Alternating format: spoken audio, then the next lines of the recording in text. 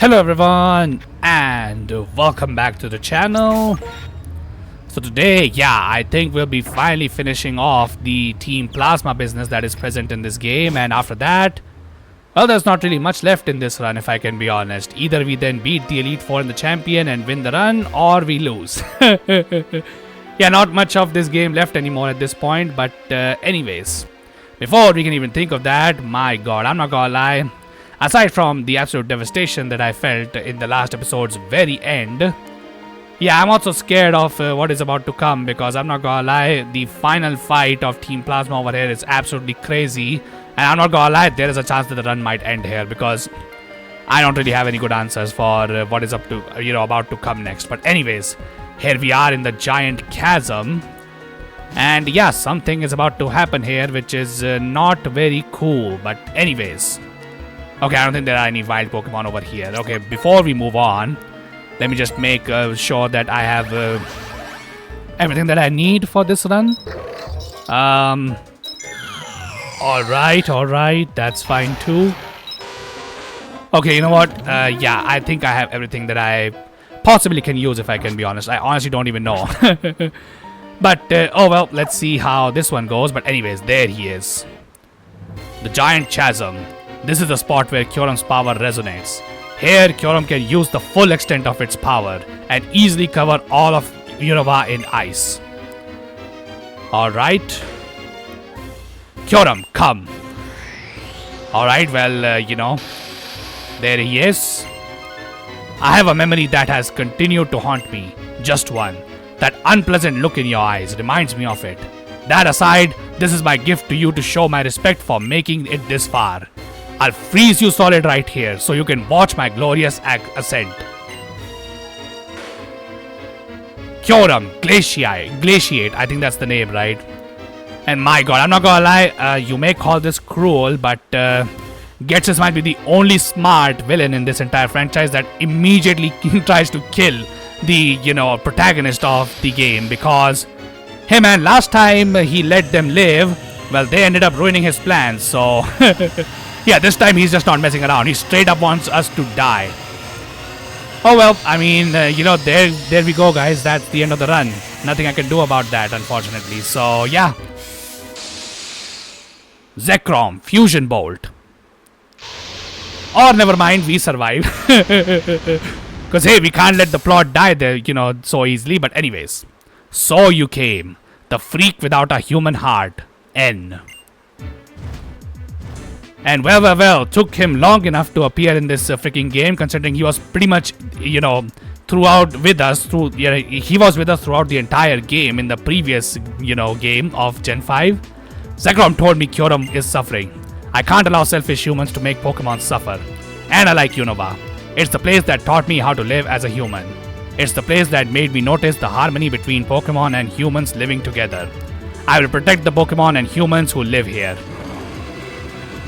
Well, I mean, I'm not gonna lie, I can't really doubt it, considering in the previous game he literally managed to overthrow the champion, and he was the, champion fight in that game. Because, yeah, that's, I guess that's a sad spoiler for Arcane, sorry for spoiling that, but yeah, there is no champion fight in the previous game. Instead, N defeats the champion, and he's the champion fight.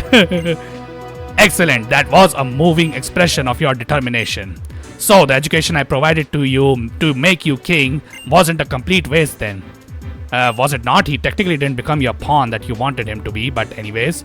But I still haven't forgotten that even though I was kind enough to find you when you were living in the forest with Pokemon and take you in and care for you, in the end you were selfish and disrupted my plans. I was supposed to use your abilities to rule Unova. But I'll forgive you for that as well. Zekrom, which you were kind enough to bring with you, can shatter ice. Now you saved me the work of searching for it. Well, actually, I knew you'd appear if we fired ice missiles into Opelucid City, and you noticed the change. That's an ugly formula, it won't work. Oh, but it will, if I use these, the DNA splicers. And well, for those of you who paid attention during the first episode, yeah, we saw the box art legendary of this game doesn't exactly look like Kyurem now, does it? And well, that's because... yeah, Kyurem was a Pokemon that was present in the previous game as well. So obviously, to make this sequel worthwhile for people to purchase, yeah, Pokemon introduced the very first concept of fusion Pokemons. And yeah, the box art legendary of this game is a fusion between Kyurem and Zekrom. And how can Kyurem fuse himself with Zekrom? Well, thanks to those DNA splicers that, they stole. But anyways, by the way, sorry for this flickering. I have no idea why this is happening. But anyways, I'm not gonna lie. Has anybody noticed that in the very first frame of this particular scene right here, Zekrom is literally just a stationary object, like he doesn't move at all, unlike Kyurem, which is actually moving like a natural animal. But yeah, unfortunately, even though Zekrom tries to run, it's completely useless because Kyurem is the actually, he's the actual real Pokemon that was used by the heroes of Unova to create this region in the first place. So, unfortunately, yeah, Zekrom is no match for Kyurem. So, I mean, I guess he's also no match for Kyurem because of their typing, I suppose. And yeah, End is completely dumbfounded. Zekrom? Kyurem, absorb Zekrom. Use Abso Fusion. I'm not gonna lie, this is not a real move that we can use in Pokemon games, but imagine how cool it would be that, let's just say your opponent uses a Zekrom and then you teach Kyurem Abso Fusion. And if they use Kyurem or Reshiram, Kyurem can use that move and steal your Zekrom slash Reshiram and then fuse himself into Kyurem Black slash White. Because yeah, that's exactly what those forms of Kyurem are called. But anyways, here we are, and now I will be fighting the box art legendary of this game. Which, by the way, yeah, that's my question as well. So this Pokemon is actually different depending on which version you're playing. So which one do you prefer? Do you prefer Kyurem Black or do you prefer Kyurem White? I'm not gonna lie, personally, design-wise, I prefer Kyurem Black, but obviously if I have to use one on a competitive team, yeah, it's a no-brainer. Kyurem White is much better than Kyurem Black. I'll explain why though. But anyways, yeah, now Kyurem, I'm not gonna lie, some people call Kyurem, like their base form that we saw before, a pretty ugly looking legendary which doesn't really feel that majestic. But I'm not gonna lie, I think that's perfect design for Kyurem, because remember, Kyurem is supposed to be incomplete, as Ghetsis says, because now this is his complete form. Well, as complete as he can get. Obviously, the original form of Kyurem had both Reshiram and Zekrom within him, but here he can only fuse with one. I never would have believed that Pokemon could fuse together, that there was a formula like this. You fool!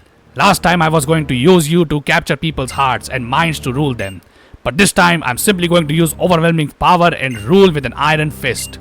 Or ice fist, am I right, guys? It's funny because, even though Kyurem Black literally has an arm made of ice, he can't actually learn Ice Punch. By the way, that's true, that's not a joke.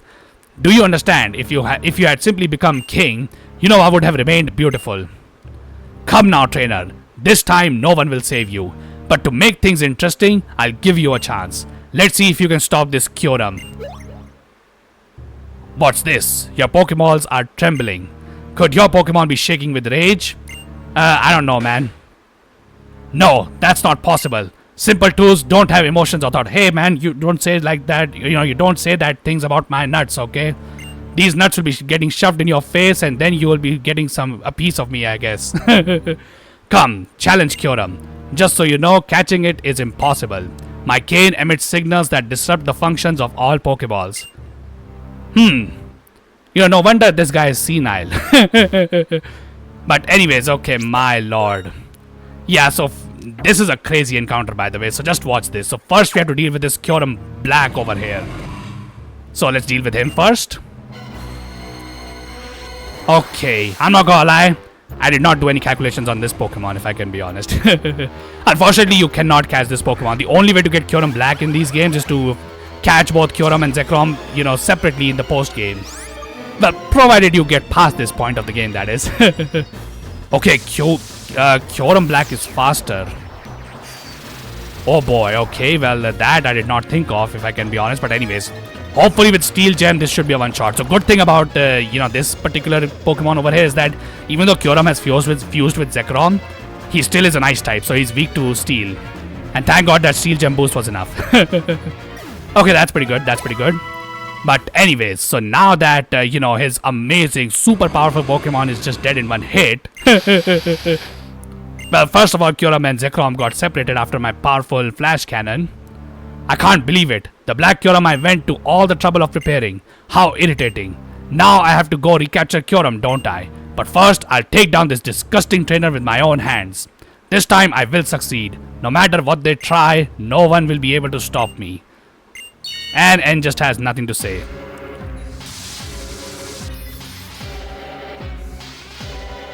By the way, hold on 1 second.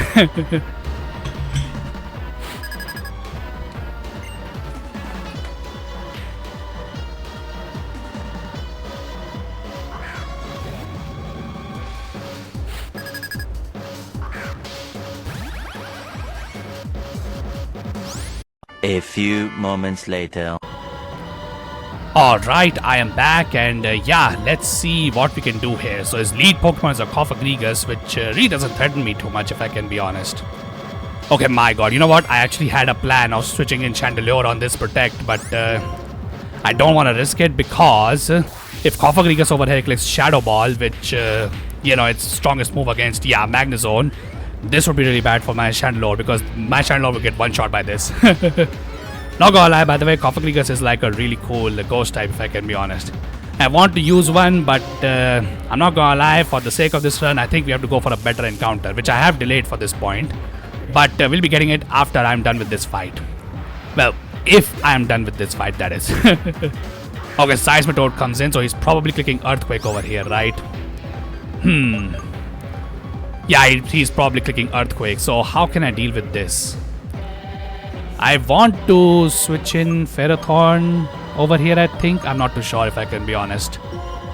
Okay, let's just go into Crobat first. I'm pretty sure he's going to click Earthquake. I really don't see him clicking any other thing, considering Earthquake should be a 1-hit KO on my Magnezone. Yeah, okay. And now he should go for Muddy Water, which... while I do have a resistance in Ferrothorn, the issue is that... freaking Muddy Water can, you know, drop my accuracy if it lands. So that would be not fun. But here, Muddy Water is also inaccurate, so I will take that, definitely. Anyway, Drain Punch. Okay, that's cool. Yeah, I knew that Drain Punch won't do anything, and Power Whip should be a 1-hit KO. Hopefully. Seismitoad is kind of bulky, but he is 4 times weak to Grass, so... yeah, there we go. Okay, but what happens now? That's the interesting thing here. Electros, okay. Alrighty then. So from what I can tell, Electros should always click Flamethrower here. So we can go into Chandelure here. I'm not gonna lie, this is by far the most threatening Pokemon on this entire team of Ghetsis. Because this Pokemon is a pure electric type, which has the ability to levitate. So it doesn't take any damage from ground type moves. And if you do not know the Pokemon typings, Electric's only weakness is ground. So yeah, effectively Electros has no weaknesses here. But anyway, okay. So here's the cheesy strat that I was thinking of dealing, you know, in order to try and deal with Electros. Hopefully it works. I am really hoping that it works. Okay. It works for the first turn. So yeah, we get hit with Crunch. But luckily, yeah, so that's the entire strat. I have no Pokemon that can actually like switch into this thing because this thing has super effective coverage against pretty much my entire box. So yeah, this is the kind of strat we'll be using. So he sees a kill on my Ferrothorn with Flamethrower, which is why he's going for it. But Chandelure's Flash Fire ability makes him immune to fire types. Plus it also gives my fire type moves a 50% boost as well. And on Chandelure, he sees that Crunch is actually... I don't think it's a 1-hit KO, but it is close to a KO. So that's why he's going for Crunch.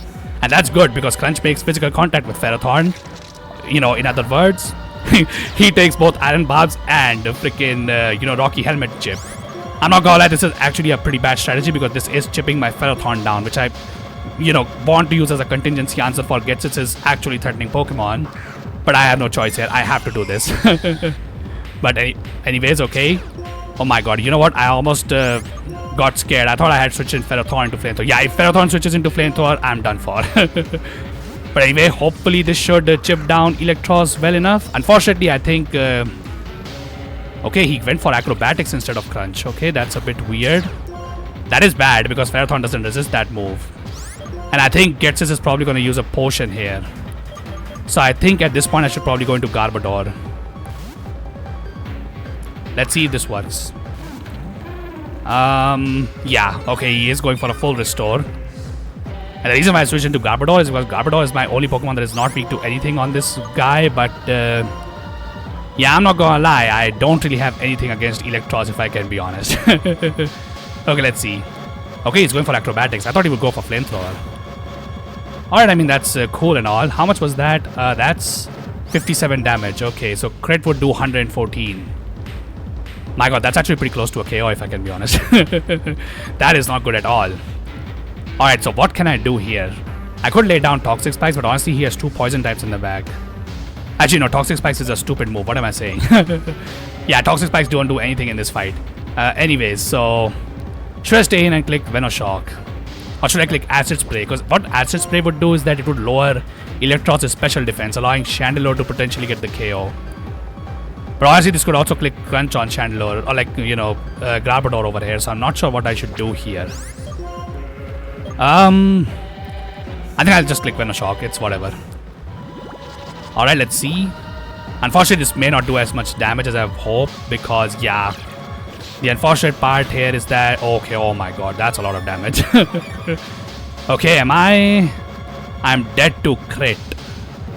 That is not particularly great if you ask me, but hey man, not much I can do unfortunately. So yeah, let's just go with the, you know, Venoshock over here. Okay, I think he's just dead to poison. Unless I get crit here.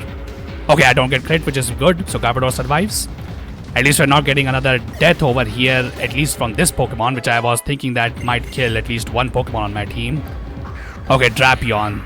So Drapion potentially could have clicked Earthquake here, but now because Garbodor is so low HP, he's gonna use like... he can basically use any move over here. I'm not sure what he's gonna use. I don't want to get Crobat too low, but unfortunately I don't think I have a choice, so I have to go into him. Oh well. Hopefully he goes for Earthquake, because he can go for Crunch here too.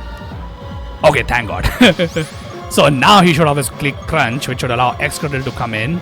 And hopefully my Excadrill should be able to one-shot this, because Drapion's Earthquake would do huge damage to my Excadrill. Okay, Night Slash. I think this thing even has Sniper, so a crit would be really bad. But luckily we don't get crit, so that's amazing. Okay, Earthquake. That should be a 1-hit KO on Drapion. Hopefully. Okay, perfect. Okay. So far, so good. So far, so good. Anyway, Toxicroak comes out next. I can stay in and click Earthquake over here, but Toxicroak, if it's faster, it will click Brick Break and kill my Excadrill. Excadrill fires, I know, is 1 point faster than Toxicroak, so I think I should be faster. If I'm faster, this should be a 1-hit KO. Okay, I think this should be a 1-hit KO. I'm not gonna lie, I've tried to look online what kind of items, you know, Ghetsis has, but unfortunately there's no information on his challenge mode team over here. So yeah, I'm just going in blind over here. And yeah, here's his most dangerous Pokemon, Hydreigon, which by the way, yeah, this is a cheated Pokemon. Hydreigon cannot be spawned at freaking level 56. He was at level 64 for us, my guy. But anyways, okay, what can I do against this thing? Technically, this Pokemon doesn't have anything super effective on me, but the problem is he has Levitate, so he's immune to Earthquake. And even though he's probably only gonna click Dragon Rush over here because that's his strongest move, and I resist that, it might be a KO on my Excadrill from a critical hit. But honestly, I do not know what else I can do, so I think I have to go at least for one Iron Head over here. Hopefully this just flinches, but if it doesn't, oh my god, just God help me on that one. Your wish has been granted. Lord Arceus has listened to my prayers. We won. Oh my lord, how did I even beat this fight? I was really scared of this fight if I can be honest. But anyways, yeah, and with that, Team Plasma is just done. Yeah, buddy, you can whine all you want. You did this, you know, thing last time as well in the previous game, and guess what? This was the exact same result you got. But yeah, anyways, okay, so it seems like we can at least make it to Victory Road in this run, which is definitely good if I can be honest. I didn't think we would be able to make it this far after all those sloppy plays I made in the early game, but hey, that's pretty good. But anyways, alright, how can this be? I'm the creator of Team Plasma. I'm perfect. I'm the absolute ruler who will change the world. And I've lost to some unknown trainer not once, but twice. That's, by the way, because he lost to our unknown trainer in Pokemon Black and White, which is funny over here. Man, they did Ghetsis dirty. Man, even Giovanni, like, you know, when he lost in, you know, Gen 1, he didn't actually return in Gen 2. Although, if you want to count the event, you know, with Celebi that happens where you can fight Giovanni in Heart Gold and Soul Silver, I'm not sure because it's kind of weird. As far as I remember, it's like a time loop or something. But anyway. I can't accept this. This isn't possible. I can't be bested by fools who can't even use Pokemon correctly. Buddy, I don't think you have the right to say that after I, like, what, 6 owed you, basically. That Ferrothorn strat over there, yeah, you just got outplayed, bro. What can I say? It's hard to call you this, but Father, please understand. Pokemon are not tools. Pokemon and humans take each other to greater heights. They are our wonderful partners. Some humans understand this. Why can't you? Shut your mouth. Okay, wow. This guy is really seething, huh? Don't talk like a person, you freak. No real person could talk to Pokemon. Are you sure, man? I mean, as you said, N was literally, picked up as a little child beside a Darmanitan and a Zorua in the forest. So, he probably can't even talk human. I guess that's why he's calling him a freak, that, don't talk like a person. But anyways, Lord Ghetsis has lost control. We'll take it from here. Okay, without Father, Team Plasma is farewell. Alright, on behalf of everyone, thank you. Kyurem is fine. Now it has lost its power, but it will come here again. Alright. Zekrom says thank you as well. That's right, I can talk with Pokemon. On that day 2 years ago, a certain trainer and elder taught me something. By accepting different ideas, this world creates a chemical reaction. So I met many different Pokemon and people and heard so much. And that's how my world quietly grew bigger. By being with Pokemon, humans can continue towards new horizons. By being with humans, Pokemon can exhibit their true power. That's what Zekrom taught me, the ideal for Pokemon and me. And someday, both ideals and truth will come together. Then Pokemon and humans will be free from the oppression of Pokeballs. What are you and your Pokemon striving for? You should head to the Pokemon League and put your ideas to the test. I mean, that's technically what ended in the last game. And I guess that's what we'll be doing again. But anyways. Is it over? Yeah, it's over, my dude. Don't you see the stick over there? But anyways. Yeah, what about you, man? You've just completed your quest as well. What are you gonna do? Why is everybody asking me what I'm gonna do? But anyways, okay. Yeah, he just pretty much told us where Victory Road was. But yeah. There we go. That's the final boss fight with the Team Plasma. And yeah, with that, they're done for good. Unless we're talking about that one weird encounter that happens at the end of Ultra Moon. But, it's a bit weird, if I can be honest. I think it technically does take place after this game's story events. But I'm not gonna lie, I cannot confirm that for you. But anyways, okay. Actually, why am I even doing this? Can I just not fly because I brought Crobat over here? Okay, yeah, that's what I can do exactly. Okay, so I think we'll be taking on the Route 23 at the very least, I think, right now. I'm not sure. Can I even catch anything at Route 23? I don't think I can, because the issue is all the wild Pokemon over there are like level 55. So, yeah, my level cap is level 54. So, obviously, I can't use any Pokemon over there. But anyways, okay. So, first, let me just, get an appropriate team. And then I think I'll see you guys at the Victory Road. Alright, here we are, and I think this is Route 23, right? Alright, yeah, we are in here. So yeah, this is the second last route of the game before the Victory Road. But anyways, so yeah, this girl will always heal us, so we don't have to actually go back to the Pokemon Center in case we are fighting somebody here.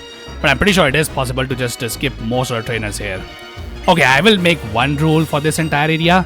If I find a Pokemon above level 54, I'm not counting that as an encounter for this particular route. Because, yeah, otherwise I'm just completely screwed in this area now, am I not?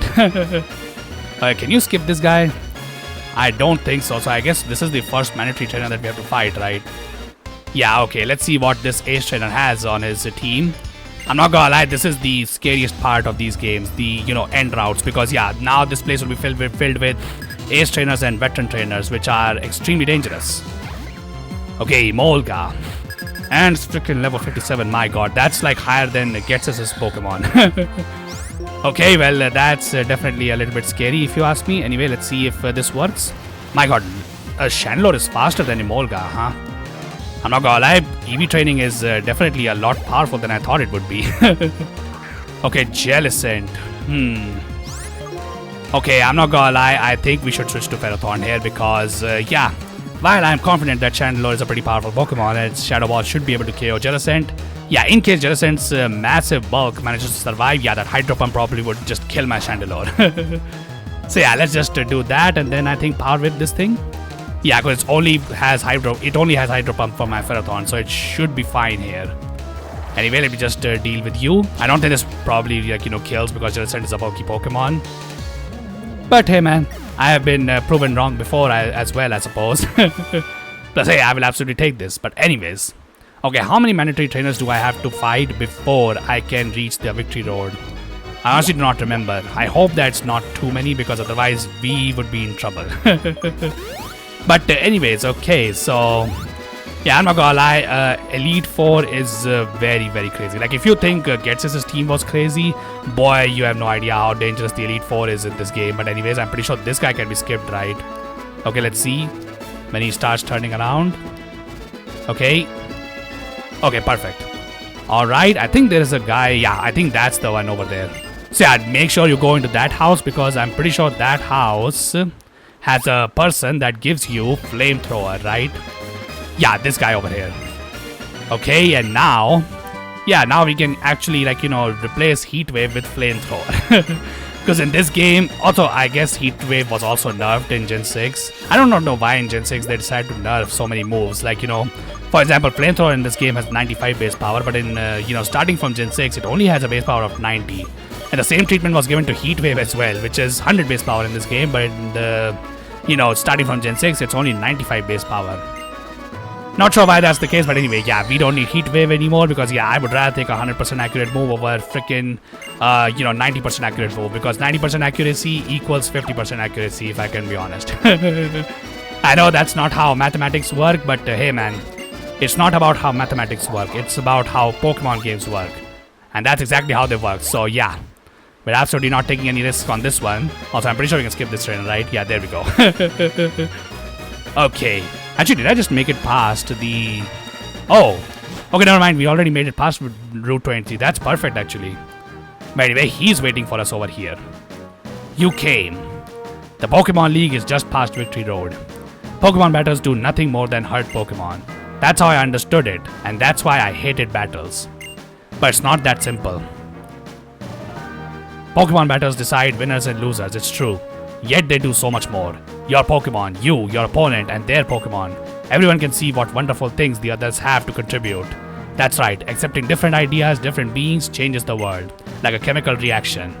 Pokemon battles are like a catalyst, a small component that leads to big changes.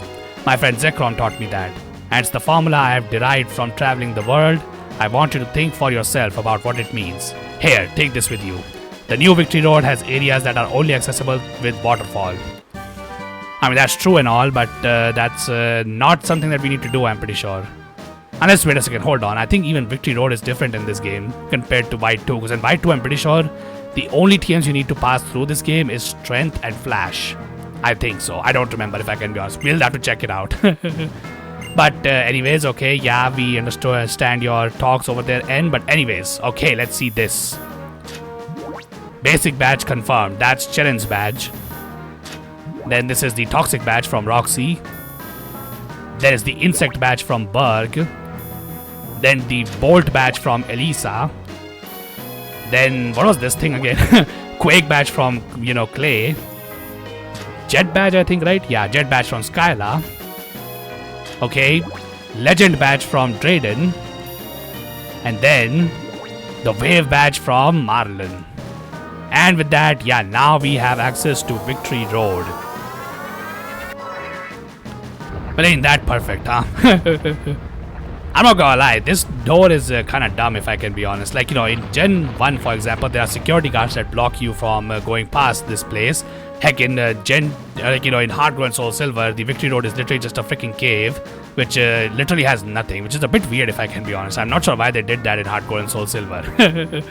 Although I guess I should be avoiding such spoilers because I know that Arcane likes to watch these, episodes of mine. So I'm probably spoiling Heart Gold and Soul Silver a lot for him over here. But hey, man, to be honest, it's probably just going to underwhelm him anyway. Because yeah, Victory Road usually is a pretty dangerous place, but not in Heart Gold and Soul Silver because there's literally 0 trainers there. All the trainers are present on the route before the Victory Road. Anyway, how do you even get to this item? Yeah, here we go. Okay, PP up. You know, we had a Heracross once, which would have made a great use of that item, but oh well, whatever, I suppose. But anyways, okay, I think I would like to end the episode right here, but before we end the episode, yeah, let me just, do some final evolutions over here that I wanted to do. So, yeah, after I'm done with those, then we can end the episode. So the first one we want to evolve is this over here. And then the second one that I would like to evolve is Pawniard. I'm not gonna lie, this is pretty much all of my box at this point. These are all the Pokemons I can use. But I'm gonna be doing a lot of calculations for the E4 because E4 is pretty dangerous in this game. But anyways, okay, so first we need to use these, rare candies from Uncle Tony and yeah, level up these Pokemon one last time. I'm not gonna lie, I have to look up how many rare candies you can get naturally in this game. Because the way the level cap rules work is that once I'm inside the Elite Four, that's it. My level cap is completely removed at that point. So you can technically, level up a single Pokemon to insanely high level and beat the game that way. But obviously in a hardcore Nuzlocke set, in a hardcore Nuzlocke rule set, yeah, do not do that because that's a dumb idea. Yeah, because you can't use items in battle, so if that, high level Pokemon gets too low, yeah, you're kind of screwed. But anyways, so yeah, let's see if Kung Fu Nut evolves here.